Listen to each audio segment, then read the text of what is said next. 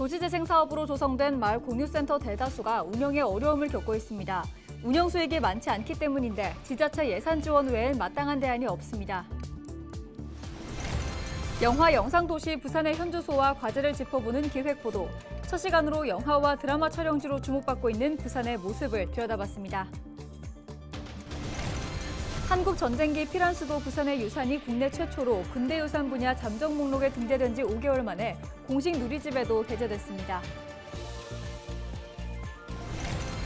북한 자성대부들을 인근 간만부두로 옮기는 이전 작업이 시작됐습니다. 2030 부산 세계박람회 개최 예정 부지인 만큼 부두 근로자들과 컨테이너 물량을 내년까지 이전할 예정입니다.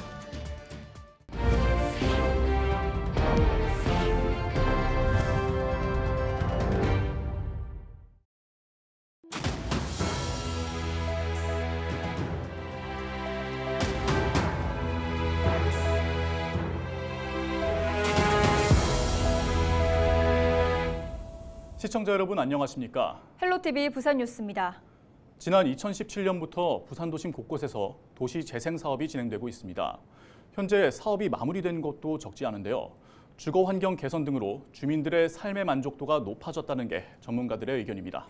하지만 개선된 마을의 실질적인 중심이 되는 마을 공유센터 대부분이 운영에 어려움을 겪고 있습니다. 김한식 기자의 보도입니다. 지난해 도시재생 사업이 마무리된 시내의 한 마을. 빈집을 철거해 주차장을 만들고 벽화를 그려 넣었습니다. 또 간단한 운동은 물론 쉼터 역할을 하는 쌈지 공원도 조성됐습니다. 마을 한가운데 공유센터까지 건립되면서 주민들 간 소통도 늘었습니다. 편리해가지고 주차장하고 또 뭐 공원생이 또 사람들이 또 가서 또 뭐 또 놀기도 하고 여러 가지로 편리해요. 이 같은 도시재생 사업의 성공을 위해서는 마을의 실질적인 구심점이 되는 공유센터가 핵심입니다. 하지만 마을 공유센터 곳곳에서는 운영에 차질이 빚어지고 있습니다. 지난해 도시재생 사업이 마무리된 시내의 한 마을에 건립된 공유센터입니다. 지상 3층 규모의 건물에는 주민 소통 공간과 카페 등이 입주해 있는데 운영은 마을 주민들로 구성된 협의체가 맡고 있습니다. 이 센터의 주 수입원은 카페와 빨래방으로 한 달에 250만 원가량 매출이 발생하는데 재료와 관리비 등을 내고 나면 남는 게 거의 없습니다. 그나마도 매출의 90% 이상이 마을 주민들로부터 나오고 있습니다. 지자체에서 월 70만 원가량의 전기요금을 지원하지 않으면 문을 닫아야 할 형편입니다. 주민들을 위한 각종 프로그램 역시 자체적으로 꾸려나갈 수 없어 시와 구의 공모사업에만 의존하고 있습니다. 지난 1년여 동안 이런저런 지원을 받아 운영하고 있지만 앞으로가 더 걱정입니다. 지금은 괜찮은데 시간이 지나서 이 건물이 노후화되고 비가 새고 그러면 저희들이 수입이 얼마 안 되기 때문에 고칠 능력이 안 됩니다. 그게 참 걱정입니다. 부산 지역 대부분의 센터는 카페 등 수익 사업을 통해 운영비를 마련하는 구조입니다. 하지만 센터가 일반 시민들이 접근하기 어려운 곳에 위치해 있어 당초 계획만큼 수익을 내기 어렵습니다. 실제 지난 2011년부터 시작된 삼복도로 르네상스 사업으로 설치된 시설 대부분은 현재 사라졌거나 문을 닫았습니다. 도시재생 뉴딜 사업처럼 시설 건립에 예산을 투입하고 운영을 지역 주민들에게 맡기는 형식이었습니다. 결국 마을 공유센터 역시 같은 처지가 될 수 있는 만큼 대책이 필요하다는 게 전문가들의 지적입니다. 목적대로 지역의 소규모 공시 활성화를 위해서 구 또는 시 단위에서 예산을 지원하는 게 당연한 거고요. 외부의 젊은 분들이 들어와서 그 시설 공간을 쓸 수 있게끔. 현재 부산 지역 도시재생 뉴딜 사업이 마무리되거나 진행 중인 지역은 26곳입니다. 헬로티비 뉴스 김한식입니다. 헬로티비 부산 뉴스는 앞으로 4편에 걸쳐 영화와 영상의 도시 부산의 현주소와 또 과제를 짚어보는 기획보도를 이어갑니다. 김민지 아나운서, 최근 뜨고 있는 영화나 또 OTT 프로그램들의 이 부산의 모습이 담기는 거 많이 보셨나요? 그렇죠. 최근 주목받는 영화들이나 또 OTT 플랫폼의 작품들에서 부산을 발견하면 전 참 반갑더라고요. 오늘 기획보도 첫 시간으로 영화 영상도시로서의 명성을 이어가며 영화 드라마 촬영지로 곽강받고 있는 부산의 모습을 들여다봤습니다. 안수민 기자가 보도합니다. 부산 간만동의 한 재개발 구역 골목. 시간이 과거에 멈춘 듯 옛 도시의 느낌을 물씬 풍깁니다. 글로벌 OTT 플랫폼 시리즈 무빙 촬영지 중 한 곳입니다. 무빙 제작팀은 부산 영상위원회 지원을 받아 남구와 영도구, 기장군 등에서 10화와 11화 에피소드 대부분을 촬영했습니다. 1990년대 분위기를 낼 수 있는 장소로 부산을 선택한 것입니다. 극중 인물이 일하는 곳으로 나온 영도의 한 다방은 해외 시청자들에게까지 입소문이 나면서 발길이 이어지고 있습니다. 일본, 대만 사람들이 많이 와요. 엄청 재밌다고 그러고 또 이제 자기네들이 10명씩 뭐 이렇게 와가지고 무빙 드라마 찍자 그러고 찍고 그리고 이제 그 너무 좋아가지고 이제 이 분위기가 좋대요. 그래서 막 돌아다니면서 대박 그러면 그러고. 부산 영상위원회가 지원한 영화와 영상물 등 작품 수는 2021년 142편, 2022년 141편에 이어 올해는 10월 초까지 80편가량입니다. 영화 헤어질 결심, 리바운드를 비롯해 DP, 길복순, 수리남, 재벌집 막내 아들 등 이름만 들어도 아는 작품들이 다수 포함돼 있습니다. 이외에도 부산국제영화제에 초청돼 첫 선을 보인 OTT 시리즈물 바질란테와 독전2, 러닝메이트를 포함해 시리즈물 5편과 영화 3편 등 부산에서 촬영한 작품 다수가 개봉을 앞두고 있습니다. 부산 영상위원회가 최초로 전국에 최초로 설립된 영상위원회다 보니까 관계기관과의 촬영 협조가 굉장히 용이한 부분이 있습니다. 다양한 장소 또 그리고 우리가 일반적으로 접근하지 못하는 장소에 대해서 다양한 로케이션들을 보여줄 수 있고 또 촬영을 진행할 수 있어서 많은 부분이 촬영이 되고 있습니다. 부산 영상위원회는 또 수천 개의 로케이션 데이터를 축적하고 온라인 사이트를 통해 영화 관계자들이 볼 수 있도록 관리하고 있고 제작 비용도 지원하고 있습니다. 과거와 현재, 미래를 품고 있는 부산의 도시 풍경에 전폭적인 지원이 더해지면서 로케이션 중심지 또 영화 영상도시로서 부산의 명성을 잇고 있습니다. 헬로티비 뉴스 안수민입니다. 부산시가 주최하고 영화의 전당, 부산연극협회가 공동 제작한 영화 드라마 로케이션 투어 영화의 전당편이 26일부터 29일까지 진행됩니다. 영화 드라마 로케이션 투어는 부산의 역사와 부산의 영화 촬영지, 부산의 명물 등 부산을 배경으로 거리에서 만나는 연극입니다. 사업은 2020년 문화체육관광부에서 선정한 국제관광도시 사업 중 365 영화 이벤트 도시 프로젝트의 일환으로 총 사업비 13억 5천만 원을 투입해 3년간 추진됩니다. 올해 사업은 해운대구 영화의 전당과 중구 용두산공원 등 역사적 명소와 영화 드라마의 현지 촬영이 됐던 장소들을 도보로 탐방하며 관광객들이 참여하는 관객 참여형 공연으로 기획됐습니다.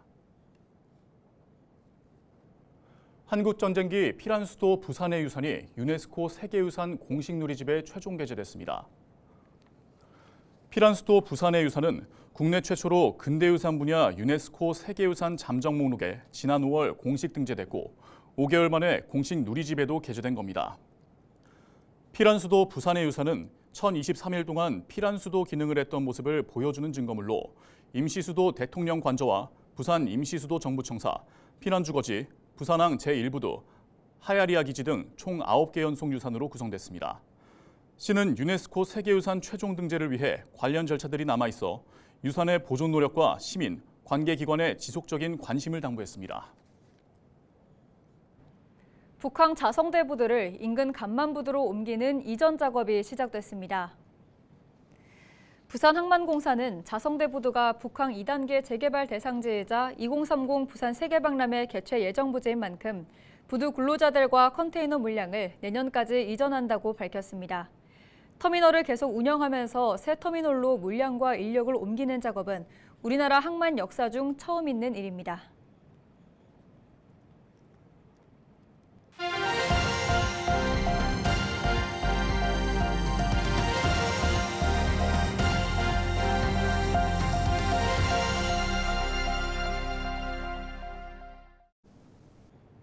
지역 소멸을 막아라. 케이블 TV 공동 기획보도 순서입니다. 우리나라 대표 관광지인 강원도는 매년 1억 명이 넘는 관광객들이 찾는 곳이지만 정작 지역 주민들은 환경 안보 등을 이유로 희생을 감내해 왔습니다. 환경 영향평가로 인해 수차례 연기됐던 5세 케이블카 사업, 안보를 이유로 개발이 제한된 철원 하천 등 접경 지역이 대표적인 예인데요. 지난 6월 강원특별자치도가 출범하면서 도지사가 각종 규제를 완화할 권한을 갖게 됐습니다. 보도에 전소연 기자입니다. 지난 6월 강원특별자치도가 첫 시작을 알렸습니다. 강원특별자치도는 2006년 제주와 2012년 세종특별자치시에 이어 세 번째로 특별자치 광역지자체가 됐습니다. 이제 특별자치도는 발전의 걸림돌을 스스로 제거함으로써 첨단 산업과 관광 산업에 활력을 불어넣게 될 것입니다. 그동안 강원도는 환경과 안보 등을 이유로 각종 규제에 부딪혀 왔습니다. 지역 주민들의 수건 사업이었던 5세 케이블카 사업의 경우 중앙정부의 환경영향평가라는 벽을 넘지 못해 40년 넘게 첫 삽조차 뜨지 못했습니다. 또 철원, 화천 등 접경 지역의 경우 행정구역의 절반이 군사시설 보호구역으로 지정돼 있어 지역 발전을 꿈꿀 수도 없었습니다. 그러나 강원특별자치도법이 마련되면서 규제 해소의 근간을 마련할 수 있게 됐습니다. 특별법에는 환경과 국방, 산림과 농업 등 4대 분야 규제를 완화하는 내용을 담았습니다. 도지사가 중앙정부로부터 환경영향평가나 산림이용지구 지정 등의 권한을 이양받으면서 지역개발의 속도를 높일 수 있게 됐습니다. 또 첨단과학 기술단지를 조성할 수 있게 돼 반도체, 수소산업 등 신산업 육성 기반을 마련하게 됐습니다. 하지만 아직 남은 과제도 있습니다. 교육특구 조성, 자치권 확보 등 미반영된 특례를 보완해야 하기 때문입니다. 강원자치도는 미래산업 글로벌 도시라는 비전을 구체화할 수 있는 3차 개정안을 준비하고 있습니다. 추가 과제 발굴 등에 대해서 전문가 토론회 등을 개최해서 과제 마무리 작업을 하고 있습니다. 우리 폐광 지역의 대처산업, 그다음에 동해안권의 해양수상산업, 그 외에 이제 강원특별자치도로서 반드시 가져와야 될 자치조직권, 재정권, 의회권, 또 교육자치 등 관련된 사항들을 중점적으로 고민을 하고 있습니다. 다만 3차 개정안을 전략적으로 통과시키기 위해서 발의 절차와 시기는 논의가 더 필요하다는 입장입니다.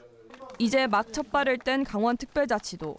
지방자치 시대에서 스스로 발전해 나가기 위한 초석을 다지고 있습니다. 헬로티비 뉴스 전소연입니다. 사직야구장에서 칼부림하겠다는 글을 인터넷상에 올린 고등학생이 검찰에 불구속 송치됐습니다. 해당 고등학생은 지난 8월 5일 오후 9시쯤 인터넷 스포츠 오픈톡 댓글로 내일 오후 5시 사직구장에서 칼부림합니다라는 글을 올렸습니다. 경찰은 신고 하루 만에 경기도 화성시의 한 주택에서 글을 올린 고교생을 검거했습니다. 고교생은 자신이 응원하던 롯데자이언츠가 지고 있다는 이유로 홧김에 글을 올렸다고 밝힌 것으로 전해졌습니다. 22일 프로농구 부산 KCC가 서울 삼성을 106대 100으로 격파했습니다. 이날 경기는 전주를 떠나 연고지를 옮긴 KCC의 부산 데뷔전이었습니다. 부산 사직체육관에는 8,780명이 입장해 역대 개막 주간 한 경기 최다 관중 4위를 기록하기도 했습니다. 부산시는 경기장을 찾은 많은 농구 팬들과 부산 시민들이 함께 부산의 첫 개막전을 축하하고 또 농구 열기를 끌어올리기 위해 다양한 사전 행사를 진행했습니다. 한편 2023-2024 시즌 KBL 정규리그는 10월 21일부터 내년 3월 31일까지 팀별 54경기를 소화하고 최종 6위 팀까지 플레이오프에 진출하게 됩니다. 부산시와 관광공사가 부산 웰니스 관광지 6곳을 선정했습니다. 부산 바다를 조망하는 해운대 물놀이장 클럽 디오아시스를 비롯해 자연 속 즐길 거리인 어린이 대공원 치유의 숲, 광안리 서프존, 아홉산 숲이 선정됐습니다. 이외에도 내원정사와 홍법사가 자신에 집중할 수 있는 휴식을 주는 관광지에 이름을 올렸습니다. 부산시와 관광공사는 오는 11월부터 관광지 6곳을 방문하는 관광 프로그램과 의료관광 답사 여행을 진행할 계획입니다. 웰니스는 잘 사는 것, 웰빙과 건강인 피트니스의 합성어로 신체적, 정신적 건강을 추구하는 전반적인 활동을 의미합니다.